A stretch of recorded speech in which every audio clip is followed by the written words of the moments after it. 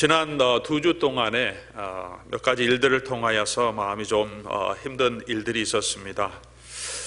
한 2주 전이었던 것 같습니다. 고신대학교 석자 교수님이시고 또 기독교 윤리 실천 운동으로 우리에게 잘 알려진 손봉호 박사님이 한국의 한 컨퍼런스에서 강의한 내용을 기사로 보았습니다. 늘 그분이 하는 강의를 들었고 또 알고 있지만 다시 한국교회의 윤리성, 사회성을 진단하시면서 한국교회가 몰락해야 개혁할 거다.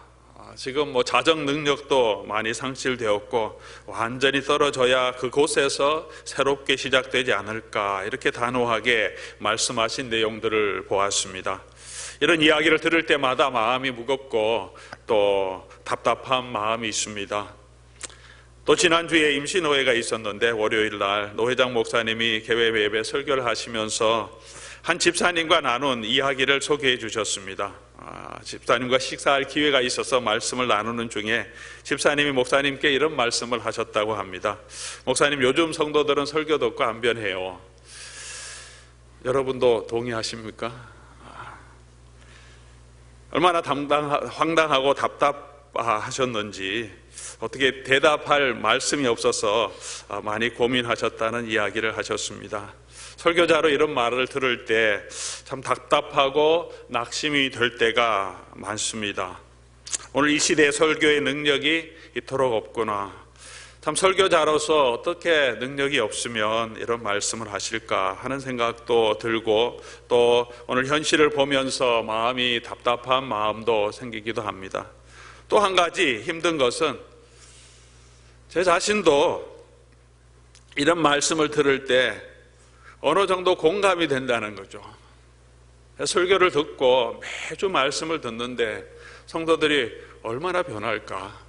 10년, 20년 교회를 다니고 제 설교뿐만이 아니라 TV에서도 라디오에서도 정말 좋다고 하는 설교를 수도 없이 듣고 있는데, 들을 때는 우리가 마음의 기쁨으로 받기도 하고 감동이 된다고 하는데, 정말 그 말씀이 우리 속에서 역사해서 정말 우리가 그리스도를 닮아가는 사람으로 정말 바꾸어지는 그런 삶을 살고 있는가?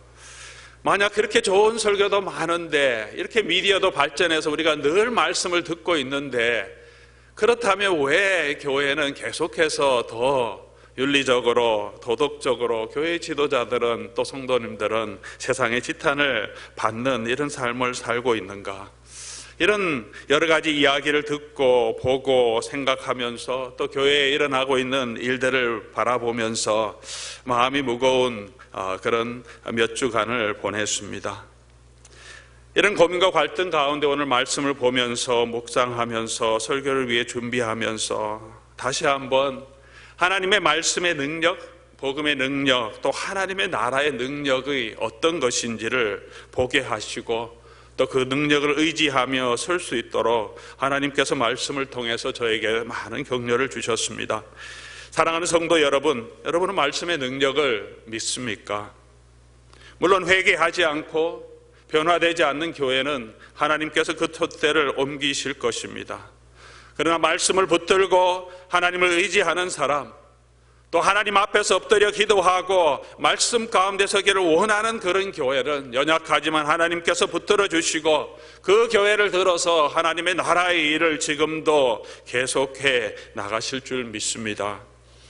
오늘 본문은 하나님의 나라에 대해서 예수님께서 계속해서 비유로 말씀하고 계시는 내용입니다. 4가지 밭의 비유를 하셨고 등불의 비유를 들어서 말씀하신 후에 다시 씨 뿌리는 비유를 통해서 하나님의 나라가 어떤 것인지 저와 여러분에게 또 하나님의 백성들에게 설명해 주고 있습니다. 복음이 뿌려지면 반드시 자라고 열매를 맺는다는 것이고, 처음에 뿌려지는 그 씨는 겨자씨처럼 작지만 나중에는 모든 풀보다 더 크게 자란다고 예수님께서 말씀해 주고 있습니다. 이 2가지 씨 뿌리는 또 자라나는 씨의 비유에 대해서 비유를 통하여서 우리는 하나님의 나라의 특징을 오늘 3가지 정도 요약하며 하나님이 주시는 은혜를 나누기를 원합니다. 하나님의 나라는 먼저 생명력이 있어 자란다는 것입니다. 씨의 특징이 무엇입니까, 여러분? 씨의 특징은 생명력입니다. 그 안에 생명이 있다는 것입니다. 하나님의 나라를 높은 갈멜 산과 비교하지 않고 하나님의 나라를 큰 폭풍과 비교하지 않고 예수님께서는 하나님의 나라를 시와 비교합니다. 저희가 파킹lot 실링 공사를 얼마 전에 했습니다. 실링하기 전에 이 앞에 잔디밭 주위에 쪽으로 들어오는 길에는 잔디가 파킹장 틈새에 많이 자라서 파킹락을 훨씬 균열되게 했기 때문에 거기에 제초제를 뿌리고 그리고 그 위에 실링이 되어 있는데 얼마 지나지 않으니까 지금 여러분 보시면 또 그 속에서 실링을 뚫고 잔디가 다시 자라납니다. 그래서 이 집사님께서 또 다시 제초제 뿌리고 그렇게 해서 지금 약간 노랗게 되어 있지만 다시 그 속에 씨가 뿌려지면 흙이 많이 깊지 않은 그곳에서 다시 씨가 자라게 됩니다. 생명력이 그곳에 있기 때문에 생명의 힘이 그렇게 강한 것을 느낍니다.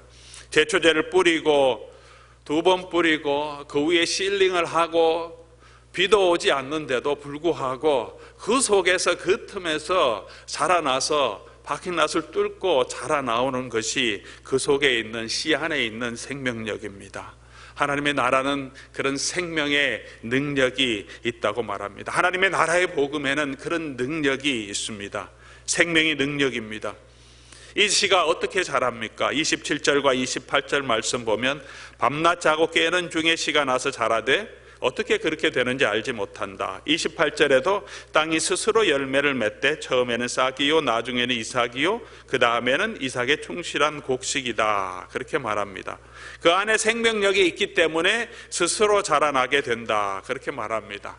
땅이 스스로 열매를 맺는다 했는데 이 땅과 그 다음에 그게 떨어진 씨가 함께 적절한 생화학적인 반응을 해서 그 씨가 자라나게 되는 것입니다. 생명력이 있는 말씀이 사람의 마음에 떨어지면 그 마음 속에서 성령께서 역사하셔서 그 마음을 움직이시는 하나님의 성령의 능력과 말씀 안에 있는 생명력이 역사해서 스스로 자라게 됩니다.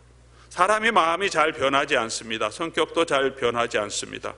그러나 하나님의 말씀이 그곳에 뿌려져서 그 말씀이 그 사람 마음 속에 들어갈 때 사람들이 변화가 되더라는 것입니다. 자주 일어나지는 않지만 하나님의 말씀이 그 사람 속에 들어가서 역사하면 그렇게 변하지 않던 그 사람의 마음이 부드러워지고 아스팔트 틈에 떨어진 이 잔디씨가 삐집고 나오듯이 딱딱한 그 마음 속에 하나님의 말씀이 뿌려지면서 그 사이를 비집고 생명의 역사들이 조금씩 자라나게 되는 것을 아마 저와 여러분은 신앙생활 하면서 경험하게 되실 것입니다. 아마 여러분 삶 가운데도 그런 경험이 있을 것입니다. 내 마음 속에 하나님께서 말씀의 능력이 임하게 하시고 내 삶이 변화되게 해주시는 그런 경험을 하셨을 것입니다. 전혀 기대하지 않았는데 말씀이 내 속에 들어올 때가 있습니다. 갑자기 말씀이 감동이 되고 내 속에서 눈물이 날 때가 있습니다.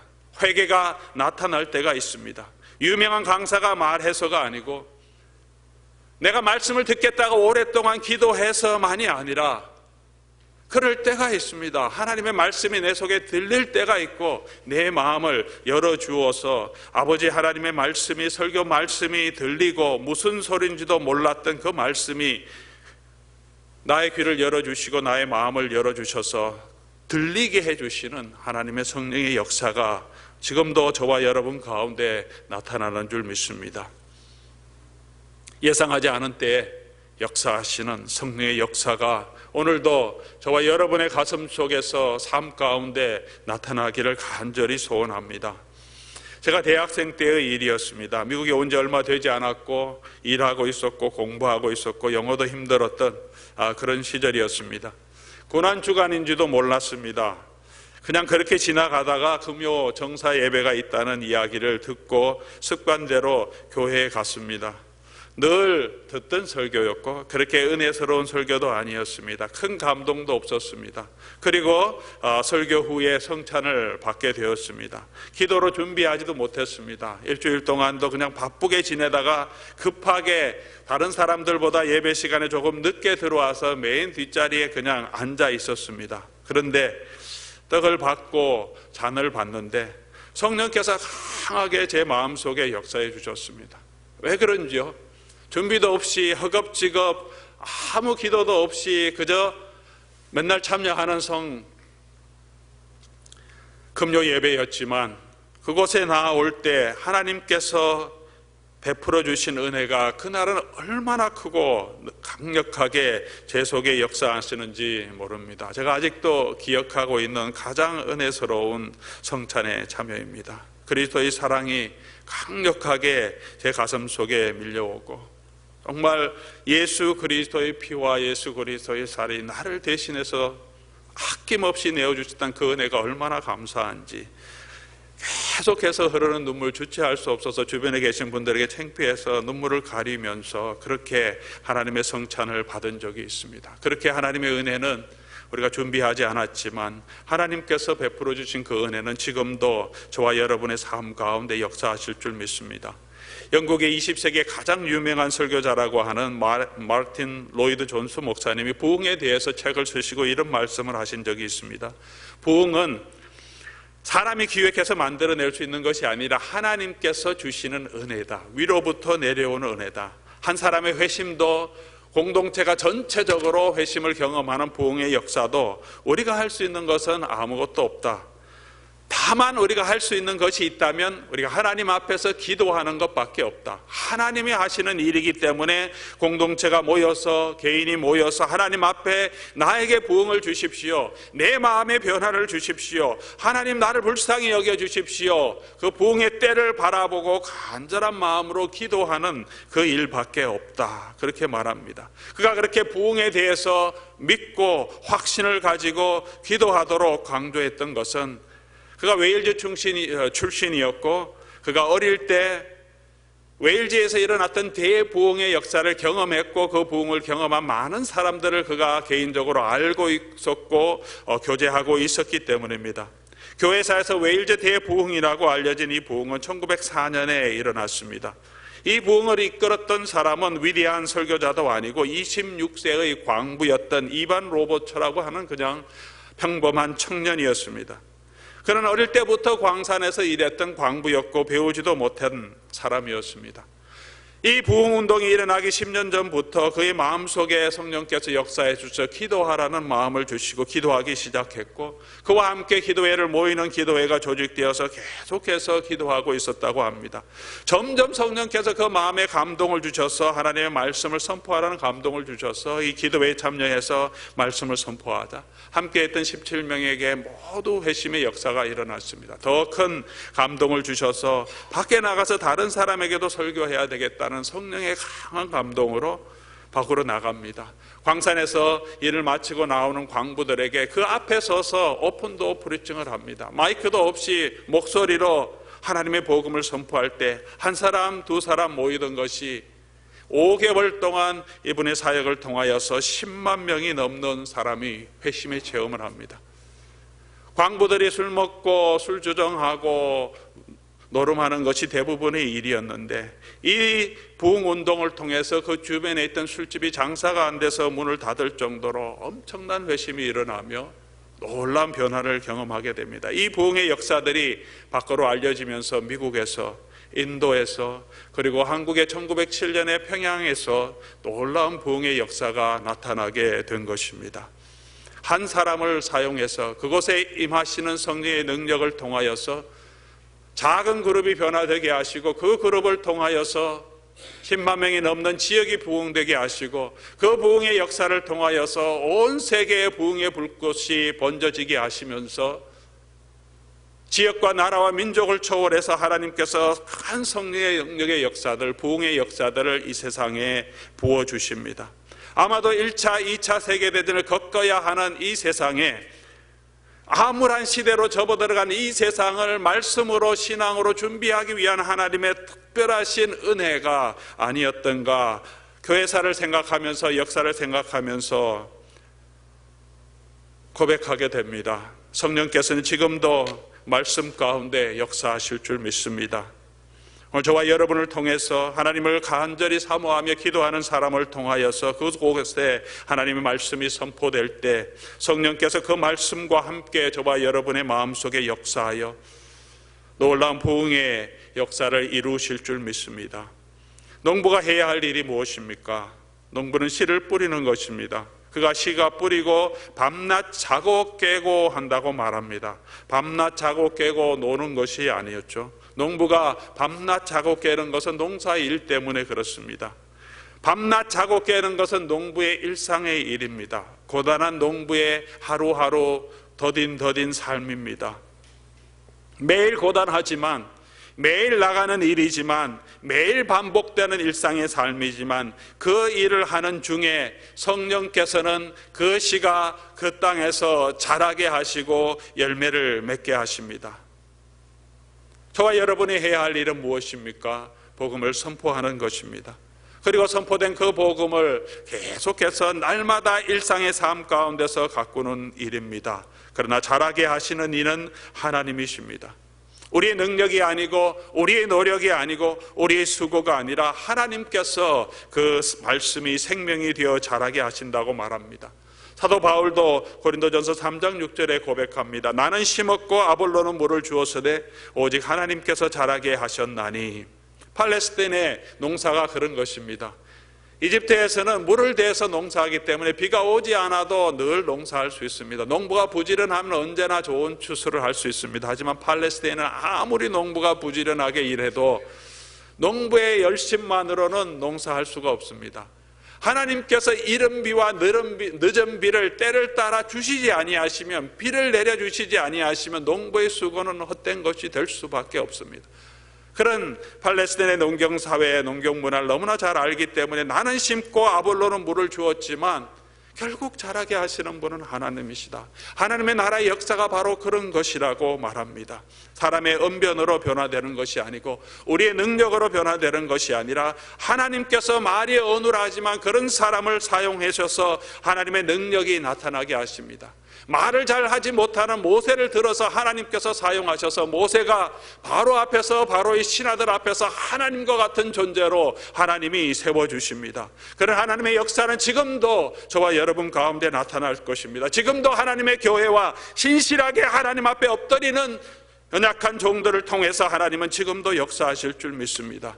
씨가 뿌릴 때 나지 아니할까 걱정하며 심히 애탈지라도 나중 예수께서 칭찬하시리니 기쁨으로 단을 거두리로다.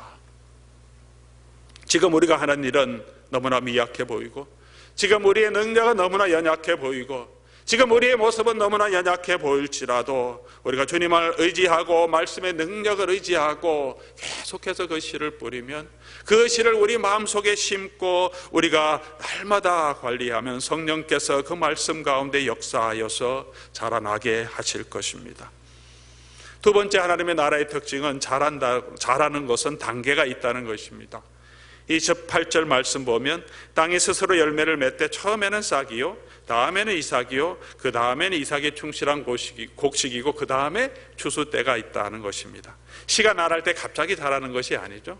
씨를 뿌렸는데 싹이 나면 갑자기 열매가 나타나는 것이 아니라고 말합니다. 농사의 일이 그렇듯이 복음의 일도 하나님의 나라의 일도 시간이 걸리는 일이고 단계가 있다는 것이죠. 성장의 단계가 있다는 것입니다. 그러므로 저와 여러분이 인내해야 한다는 것입니다. 개인적인 측면에서도 신앙이 자라는 단계가 있습니다. 조금 더 빨리 자랐으면 하는 그런 마음이 있지만 사람마다 말씀이 들어가서 열매를 맺는데도 다 사람마다 인큐베이트하고 자라는데 성장의 단계가 조금씩 다릅니다. 하지만 싹이 나고 그 다음에 이삭이 나오고 그 다음에 곡식이 되고 곡식이 알곡이 되고 추수하는 때가 있다는 것을 분명히 기억하시기 바랍니다. 그러므로 저와 여러분, 우리가 부의 일을 할 때, 복음의 일을 할 때 힘들어도 인내하며 끝까지 기다려야 합니다. 그렇게 시간이 지나고 나면 알곡이 연걸어서 무거워 고개가 숙여지게 되고 그러면 추수할 때가 될 것입니다. 우리 신앙의 최종 목적지는 지금 이 순간이 아님을 늘 기억하시기 바랍니다. 이제 우리 가운데 역사가 시작된 하나님의 나라의 일이 계속 지금 진행되어 가고 있고 마지막 추수 때에 가서 그때 결말을 맺게 된다는 것입니다. 지금 내게 일어나는 모든 일들이, 지금 내게 주어지는 이 일이 최종적인 결론이 아님을, 최종적인 추수가 아님을 늘 기억하시기 바랍니다. 오늘 우리가 장로 임직을 위해 준비하고 있습니다. 이 일에 늘 또 마음이 상하고 섭섭해하는 분들도 있습니다. 하나님께서 위로해 주시기를 간절히 바랍니다. 장로 임직 후보자들에게 말씀을 드렸습니다. 장로가 되는 것, 어떤 직분을 받는 것이 목적이 되어서는 안 된다. 이것은 과정이지. 이 과정을 통해서 우리가 예수 그리스도를 더 닮아가고 하나님의 교회를 섬기는 하나의 과정이 되어야 된다. 임직뿐만이 아니죠. 이 세상에 사는 우리의 모든 일들이 예수 그리스도를 닮아가고 예수 그리스도의 온전한 성품을 이루어가고 하나님의 영광을 돌리는 성도의 삶의 하나의 과정이고 수단이지 그것이 최종 목적이 되어서는 안 됩니다. 마치 지금 내가 당하는 현실이 나의 신앙의 최종 결론인 것처럼 하나님의 지금 내가 받은 축복이 나의 신앙의 전부인 것처럼 생각하지 마시기 바랍니다. 지금 내가 가지고 있는 이 질병이 다 낫지 않더라도, 지금 내가 하고 있는 사업이 좋아지지 않는다고 예수 믿어도 별것 없다고 생각하지 말아야 합니다. 지금 다 끝난 것처럼 좋아하지도 말고 지금 다 끝난 것처럼 낙심하지도 말아야 합니다. 지금 모든 것을 결단낼 것처럼 달려들지도 말고 지금 모든 것이 결단난 것처럼 저와 여러분이 낙심해서도 안 됩니다.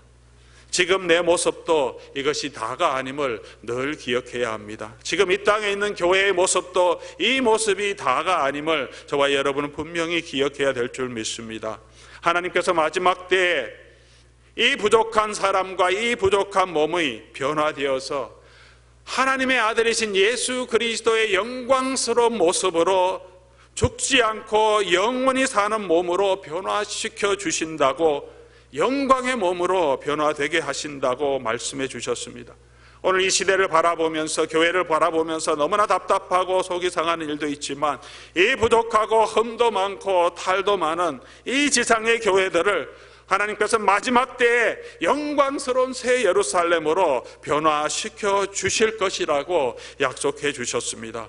그러므로 낙심하지 말고 인내하면서 복음의 능력을 의지하고 성령의 능력을 의지하며 걸어가는 저와 여러분 될 수 있기를 바랍니다. 세상은 교회를 향하여서, 성도를 향하여서 너희가 하나님을 믿으면, 예수 그리스도를 믿으면 그 능력을 우리가 볼 수 있도록 보여보라고 말합니다. 예수님 때도 그렇게 예수님께 질문하는 사람이 있었습니다. 세례 요한도 그렇게 물었습니다. 예수께서 오실 때 예수님께서 예수께 여짜오되 오실 그이가 당신이 오니까 우리가 다른 일을 기다리오리까? 그가 고통당하고 감옥에서 하나님의 나라를 기다리고 있는데 아무 일도 일어나지 않습니다. 예수님께서 하는 행동이 아무것도 없습니다. 헤롯은 그대로 건재해 있고 로마는 그대로 강력한 군사력을 가지고 있습니다. 도대체 이 불의한 정권을 언제 예수님께서 물리치실지, 하나님의 나라는 언제 임할지 세례 요한의 마음에 너무나 힘든 고민이 있었던 것 같습니다. 그렇게 답답해서 정말 당신이 메시아입니까? 예수님께 물어보고 있는 것입니다. 오늘 저와 여러분의 모습은 아닙니까? 우리 삶이 너무 힘들어서, 고통스러워서 우리가 기도하고 간구하는데도 하나님께서는 눈에 보이는 어떤 해결책도 주지 않았기 때문에, 않으시기 때문에 정말 예수님 정말 능력이 있습니까? 내가 믿는 이 신앙이 정말 제대로 된 신앙입니까? 정말 하나님의 나라가 있습니까? 하는 그런 답답함이, 그런 낙심이 저와 여러분에 찾아오지는 않습니까? 때로는 그런 마음이 들 때 여러분 낙심하지 않습니까? 아이고, 내가 믿음이 이거밖에 되지 않네, 조금 어렵다고 또 금방 낙심해갖고 예수님께 따지고 하나님께 따지고 있네, 그렇게 스스로 자괴감이 들 때도 많습니다.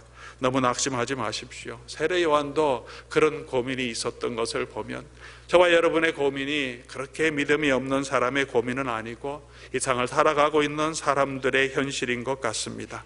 예수님이 어떻게 대답하십니까?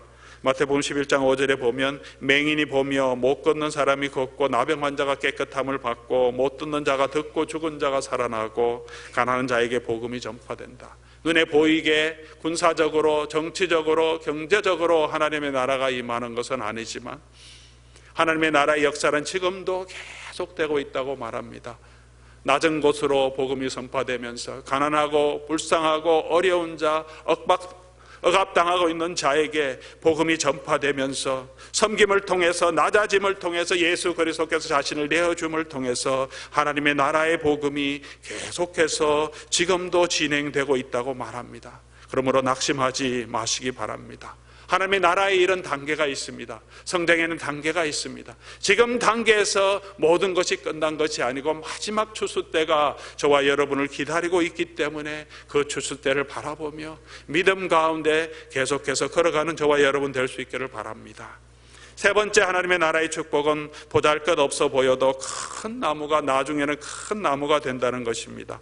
겨자씨의 비유를 통하여서 30절부터 말씀하는 내용의 핵심입니다. 여러분도 잘 알다시피 겨자씨는 가장 작은 씨로 알려져 있습니다. 물론 겨자씨보다 더 작은 씨도 있다고 합니다. 그러나 일반적으로 관용적으로 팔레스타인 지방에서 가장 작은 걸 하면 겨자씨 그렇게 말합니다. 밀이나 보리 쌀과 비교해 볼 때 겨자씨는 너무나 비교할 수 없을 정도로 작은 것이죠.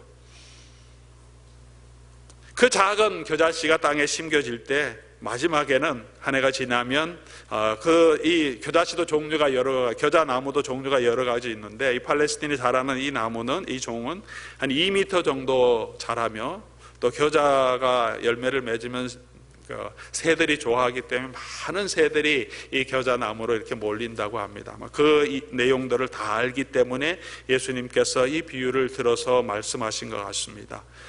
작게 시작합니다. 미약하게 시작하지만 결국은 크게 정원에 있는 채소 밭에 있는 모든 채소보다 더 커서 그 자체만이 아니라 공중의 새들도 그곳에 와서 깃들인다. 그런 축복이 하나님의 나라의 축복이고 특징이라고 말합니다. 예수님의 시작도 미약했습니다. 말구유에서 태어나셨습니다. 가난해도 집안에서 태어나는 사람이 많은데 예수님은 가난하고 또 그럼에도 불구하고 말구유에서 태어나셨습니다. 예루살렘도 아니고 갈릴리의 가버나움 출신도 아니고 갈릴리에서도 아주 시골 구석의 작은 마을인 나사렛 출신이었습니다. 그 당시에 예수라는 이름의 사람이 너무 많은데 이 예수님은 나사렛 출신 예수라 해서 나사렛 예수라 그렇게 불렀습니다. 특별히 나사렛 예수라고 하는 이 호칭에는 예수님을 조롱하는 조롱이 섞여 있는 표현이었습니다. 나사렛 출신이기도 하지만 완전히 나사렛이라고 하는 그런 촌동네 출신인 사람이다. 그렇게 표현하는 모습이 뜻이 담겨 있는 것입니다. 예수님의 육체적인 모습은 어떠했겠습니까? 나사렛 출신이지만 우리가 성화에서 보듯이 예수님은 그렇게 인자하시고 거룩하시고 풍채도 좋으시고 머리도 이렇게 황금 금발을 하고 계신 그런 분이셨겠습니까? 이사야서 53장 2절에 보면 그는 주 앞에서 자라나기를 연한 순 같고 마른 땅에서 나온 뿌리 같아서 고운 모양도 없고 풍채도 없은즉 우리가 보기에 흠모할 만한 아름다운 것이 없도다. 구약의 예언입니다. 구약의 모든 예언이 그대로 다 이루어진 것을 우리가 알고 있습니다. 그렇다면 예수님의 모습이 우리가 성화에 나오는 그런 아름다운 모습은 아니었다고 충분히 추측이 가능합니다. 성화의 예수님의 모습은 우리가 가지고 있는 믿음과 예수님에 대한 사랑의 표현이 반영된 것이죠. 그러나 실제 예수 그리스도의 모습은 좋은 모양도 없고 풍채도 없고 한마디로 훈남이 아니었다는 거죠. 흠모할 만한 아름다운 것이 없었다. 그렇게 말합니다. 혹시 여러분 외모 때문에 컴플렉스 있는 분이 계십니까? 풍채도 작고 생긴 것도 좋지 않는다면 너무 낙심하지 마시기 바랍니다. 여러분 예수님을 닮으신 분입니다. 거울을 볼 때마다 나는 예수님은 닮았구나 그렇게 생각하시기 바랍니다. 예수님께서 3년, 길면 5년 동안 지상사역을 하셨습니다. 아주 짧은 기간이죠. 다른 어떤 종교 지도자들과 비교해서 비교할 수 없을 정도의 짧은 기간입니다. 일반적으로 말하면 이 정도 사역하다 죽었으면 그냥 흔적도 없이 그 운동은 사라질 수밖에 없는 상황입니다. 제가 로뎀교회 온 지 벌써 4년이 지났습니다.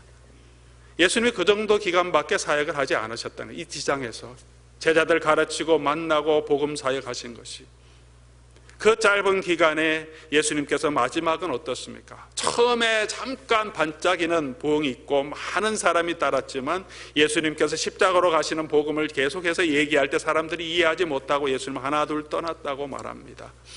제자들도 마지막에 예수님을 부인합니다. 한 사람은 예수님을 배신합니다. 그렇게 십자가형으로 처형되셨습니다. 그런데 예수 그리스도 안에 있는 생명이 사망을 이깁니다. 제자들에게 다시 나타나시고 그들에게 성령을 부어주시면서 그들의 삶이 변화되게 합니다. 갈릴리 촌 동네 출신이고 유대 지방의 출신인 이 제자들이 아무것도 가진 것도 없고 배우지도 못한 변방의 소수 민족의 출신들이 로마로 들어가서 로마의 귀족들을 변화시킵니다. 로마의 시민들을 변화시킵니다. 그렇게 하나님의 말씀이 이 세상을 변화시킵니다. 그 말씀이 지금까지 계속해서 이어지고 있습니다. 이것이 복음의 능력입니다. 내가 성공하고 부자 되는 것도 복음의 축복의 한 부분입니다. 하나님이 그런 축복도 저와 여러분에게 허락하십니다. 하지만 그런 능력은 아주 작은 축복의 한 부분일 수밖에 없습니다. 복음은 더 큰 가치와 더 큰 축복을 가지고 있습니다. 하나님의 나라의 복음은 영혼을 변화시키는 것입니다. 죽은 나에게 새로운 생명을 주시는 것입니다. 나의 모든 죄를 예수 그리스도의 피로 사함을 주시는 은혜입니다. 내 성품이 바뀌어서 예수 그리스도의 성품을 닮아가게 하시는 축복입니다. 이 땅이 아니라 하나님의 나라와 하나님의 영광을 우리에게 아낌없이 그대로 다 주시는 축복입니다. 복음이 들어갈 때 그 사람이 변화되며 그리스도를 닮아가게 됩니다. 예수 그리스도와 동행하며 예수 그리스도가 주심을 고백하며 영원한 하나님을 소망하는 그 소망이 그 마음속에 심겨지게 됩니다.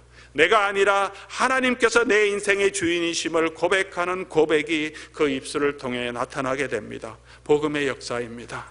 복음이 그 속에 들어가서 그 사람 마음 가운데 역사할 때 생명 있는 복음이 우리의 삶을 변화시키고 우리의 마음을 변화시키고 우리의 보는 것을 변화시켜 주십니다.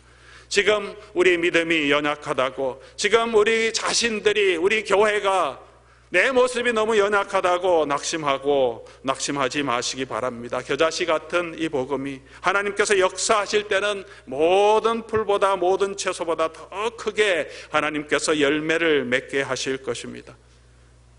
지금 여러분 옆에 계신, 또 예배에 나오기 싫은 우리 남편들 억지로 끌고 나오시는 부인 집사님들 많이 계십니다. 말씀 나누다 보면 예배 오기는 오는데 졸기도 하고 예배 집중도 하지 않고, 그래서 때는 부끄럽기도 하고 옆에서 계속해서 꼬집기도 하고 그런다고 합니다. 우리 믿음이 지금 연약하지만 겨자씨 하나를 같이 보잘것없더라도 성령께서 언젠가는 그곳에 역사하셔서 자라게 하시는 날이 있을 줄 믿습니다. 단순히 우리의 신앙만 자라는 것이 아니라 하나님의 나라는 새들이 깃들일 수 있을 만큼 풍성한 축복을 우리에게 주신다고 말합니다. 새들이 깃들인다는 것은 이방 사람들이 하나님의 나라의 축복을 경험하는 것을 구약의 선지서에는 새들이 그곳에 와서 깃들인다는 이런 표현으로 하고 있습니다.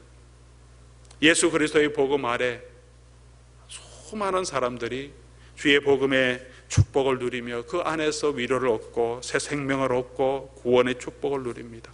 오늘 저와 여러분들이, 한국 사람인 저와 여러분, 이방인인 저와 여러분들이 이 예수 그리스도의 복음의 능력으로 말미암아 예수께서 뿌리신 그 씨가 자라고 열매가 되고 나무가 되어서 오늘도 저와 여러분이 그 그늘에 와서 하나님 앞에 예배하고 찬양하는 이 축복을 누리고 있는 것입니다. 이방 여인 루시, 보아스에게 찾아왔을 때 보아스가 그 옷으로 룻을 덮어주셨듯이 강하고 가난하고 궁핍하고 이 세상에서 의지할 수 없는 사람들이 하나님만 바라보고 나올 때 지금도 하나님께서는 그 백성을 덮어주시고 위로해 주시고 새롭게 해주십니다. 교만한 마음으로 하나님의 은혜를 거부하는 저와 여러분이 되지 않기를 바랍니다. 이 세상이 저와 여러분에게 참 평안을 주지 못합니다. 술이나 스포츠가 진정한 만족을 주지 못합니다. 가족도 마찬가지입니다. 우리 마음의 참 평안과 우리의 참 행복과 참 기쁨을 주시는 것은 오직 우리의 인생의 주인이 되시고 이 생과 다음 생의 주인이 되시는 예수 그리스도밖에 없는 줄 믿습니다. 그 예수님이 내 마음속의 주인이 될 때, 그 예수님께 나의 삶을 맡길 때 주님께서 저와 여러분의 삶에 역사하셔서 변화시켜 주실 것입니다. 지금은 연약하고 부족하지만 하나님께서 우리 속에서 역사해 주셔서 큰 나무가 되듯 하나님의 은혜의 축복을 누리게 하실 줄 믿습니다. 오늘 그런 은혜의 자리로 나아가는 저와 여러분 될 수 있기를 바랍니다. 말씀으로 변화되는 사람이 없다고 생각하십니까? 설교를 듣고 변화되는 사람이 없다고 생각하십니까? 그렇지 않습니다. 말씀이 없이 변화될 수 있는 사람은 지금도 이 세상에 아무도 없습니다. 하나님의 성령의 능력이 없이 하나님의 구원의 축복을 누릴 수 있는 사람은 아무도 없습니다. 여전히 우리에게 뿌려진 하나님의 말씀에는 능력이 있습니다. 그 말씀을 듣고 순종하며 하나님이 예비하신 이 축복에 함께 참여하는 은혜와 축복을 누리는 저와 여러분 될 수 있기를 바랍니다. 또 이 복음을 전할 때 우리가 낙심하지 않고 계속해서 뿌릴 수 있기를 바랍니다. 우리 주변에도, 우리 가정들에게도, 우리 남편에게도, 우리 자녀들에게도, 멕시코에도, 방글라데시에도, 남미에도, 베트남에도, 캄보디아에게도, 어디에서든지 복음이 필요한 곳에 계속해서 복음을 삐를 때 잘하게 하시는 분은 하나님이시고 하나님께서 이 일을 이루어 가실 것입니다. 그 하나님의 일에 함께 참여하며 하나님의 일에 동참하며 하나님이 그 주시는 그 축복을, 하나님의 나라의 축복을 경험하는 오늘 저와 여러분이 될 수 있기를, 그런 오렘 교회가 될 수 있기를 주님의 이름으로 간절히 축복합니다. 같이 한번 기도하겠습니다.